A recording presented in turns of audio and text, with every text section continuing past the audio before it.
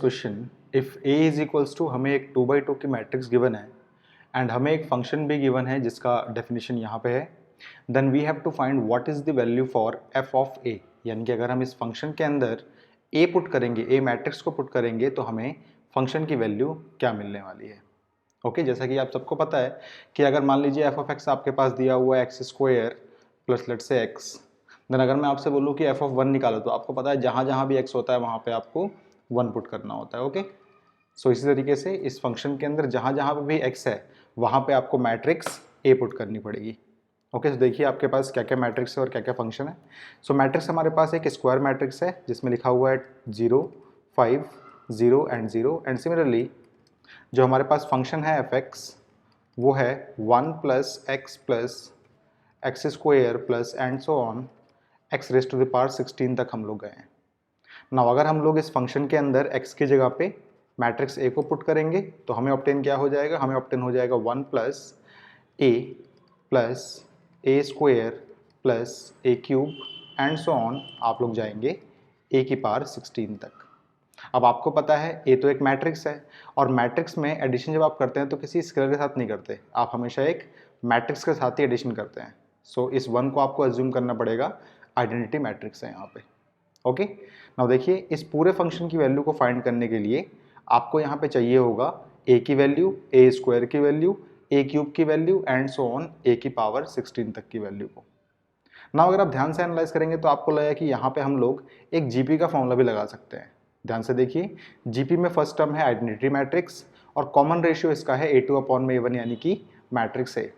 सो हम बोल सकते हैं यहाँ पे this is equals to what is a and then r raise to the power number of terms, r हमारे पास है a, नंबर ऑफ टर्म्स हमारे पास है यहाँ तक है 16 और ये एक है 17, तो ये हो जाएगा a raise to the power 17 minus में 1। अब 1 तो मैट्रिक्स में नहीं लिख सकते हम लोग तो हम लिखेंगे यहाँ पे identity matrix and then divided by a minus आई।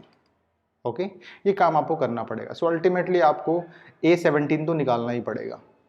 सो उसके लिए क्यों ना हम शुरुआत कर दें a स्क्वायर से। ओके ध्यान से देखिए आपको पता है कि a स्क्वायर का मतलब होता है a इंटू ए। ओके तो चलिए हम फटाफट इन दोनों मैट्रिसेस को मल्टीप्लाई कर लेते हैं। तो आपके पास है 0 5 0 0 and then again 0 5 0 0। Matrix multiplication I hope सबको करना आता है। तो ये हो जाएगा 0 into 0 plus 5 into 0 is 0 and then 0 into 5 plus 5 into 0 is again 0। Similarly 0 into 0 plus 0 into 0 is 0 and 0 into 5 is 0 plus 0 0। तो आपके पास ए स्क्वायर जो है वो एक नल मैट्रिक्स आ गई। अगर आपके पास ए स्क्वायर ही नल मैट्रिक्स आ गई तो ए क्यूब भी ए स्क्वायर इंटू ए होता है, यानी कि नल मैट्रिक्स इंटू ए करने पे आपको नल मैट्रिक्स ही मिलेगी। सो ध्यान से देखिए आपका ये पूरा फंक्शन कैसे लिखा जा सकता है, आई प्लस में मैट्रिक्स ए एंड देन यहाँ से लेकर यहाँ तक में हर जगह पे आपके पास एक नल मैट्रिक्स ही आएगी। सो इसका कोई इफेक्ट नहीं पड़ेगा इस फंक्शन के ऊपर। सो आपका फंक्शन सिंप्लीफाई होकर बन सकता है F of A can be written as identity matrix plus में सिंपली ए मैट्रिक्स।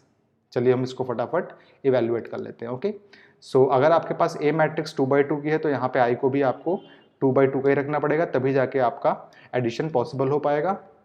सो ये हो जाएगा 1 0 0 1 and then A matrix is 0 5 0 0। So अगर आप इन दोनों को ऐड करेंगे सो कॉरेस्पॉन्डिंग एलिमेंट्स से ऐड होंगे तो आपके पास आ जाएगा 1 5 एंड देन 0 एंड देन 1। देखते हैं कौन सा ऑप्शन मैच कर रहा है इससे।